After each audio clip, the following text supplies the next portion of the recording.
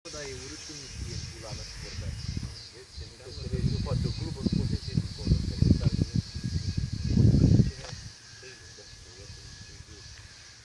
pula mea și un pic de spaniol acolo, dar ne face trași la spaniolă, că nu știm noi. Hai că ne descurcăm cu spaniola, e ok.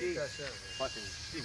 De înțeles, înțelegeam tot ce zicea aia. Cuvintele de bază. Aia ce ne spunea pe acolo, am înțeles. Cuvintele de bază de spaniolă. Gay, da, enamorada.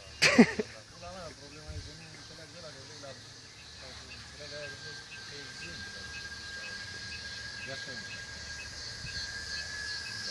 Just listen to the sound of the world.